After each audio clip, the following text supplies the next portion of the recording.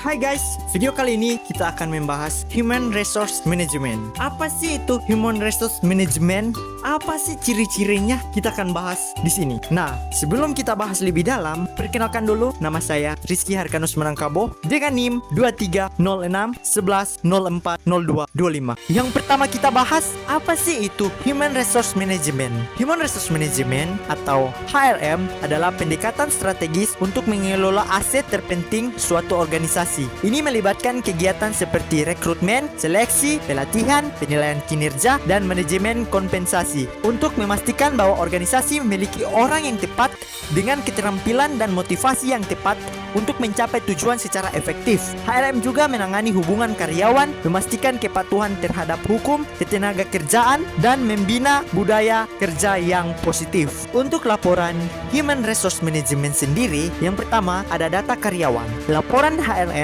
umumnya mencakup informasi tentang jumlah karyawan, turnover, absensi, dan statistik lainnya terkait dengan tenaga kerja. Yang kedua, performa karyawan. Laporan ini dapat mencakup evaluasi kinerja individu, pencapaian tujuan, serta hasil dari penilaian kinerja. Yang ketiga, rekrutmen atau seleksi. Laporan HRM mungkin mencakup informasi tentang proses rekrutmen, jumlah pelamar, sumber rekrutmen yang efektif, dan efisien proses seleksi. Yang keempat, pelatihan dan pengembangan.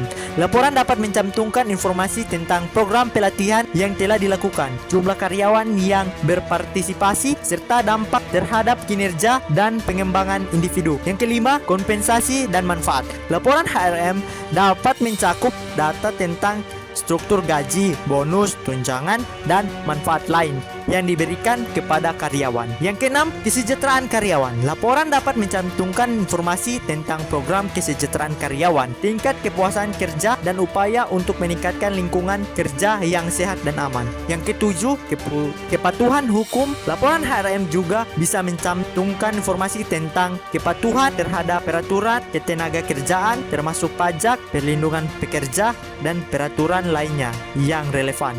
Yang kedelapan, analisis dan prosesi. Yang kedelapan, analisis dan proyeksi. Laporan HRM juga dapat mencantumkan analisis tren jangka panjang terkait dengan tenaga kerja, seperti proyeksi kebutuhan tenaga kerja di masa depan dan strategi pengembangan sumber daya manusia. Yang kesembilan atau yang terakhir, kebutuhan perusahaan. Laporan HRM harus disesuaikan dengan kebutuhan dan tunjangan spesifik perusahaan yang dapat mencakup fokus pada pengembangan keterampilan karyawan, meningkatkan produktivitas, atau upaya diversifikasi tenaga kerja misalnya. Ciri-ciri ini dapat bervariasi tergantung pada tujuan dan kebutuhan perusahaan dalam mengelola sumber daya manusia mereka. Untuk contoh Human Resource Management, yang pertama, rekrutmen dan seleksi. Departemen HRM bertanggung jawab untuk menarik bakat-bakat terbaik dalam industri mereka melalui penggunaan sumber daya seperti situs rekrutmen online, job fair, dan jejaring profesional. Mereka juga melakukan proses seleksi yang ketat, termasuk wawancara, tes keterampilan, dan pemeriksaan latar belakang untuk memilih kandidat yang sesuai dengan kebutuhan perusahaan. Yang kedua, pelatihan dan pengembangan. HRM menyelenggarakan berbagai program pelatihan dan pengembangan untuk memperkuat keterampilan dan pengetahuan karyawan.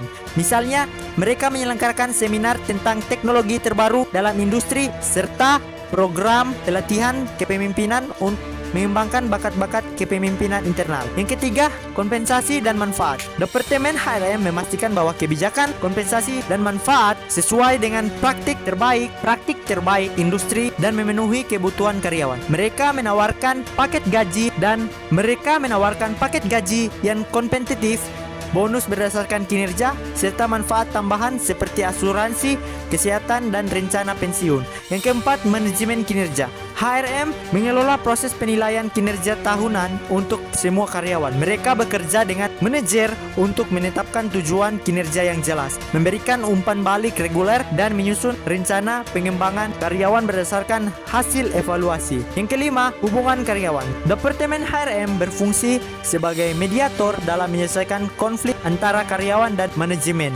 Mereka juga bertanggung jawab untuk mempromosikan budaya perusahaan yang inklusif dan kolaboratif. Yang keenam, kesejahteraan karyawan. HRM menyediakan berbagai program kesejahteraan, termasuk program kesehatan dan kebugaran, konseling mental, serta dukungan untuk keseimbangan kerja hidup. Nah guys, itulah pengertian Human Resource Management versi saya. Saya Rizky Harkonus Melengkabo, pamit undur diri, bye-bye.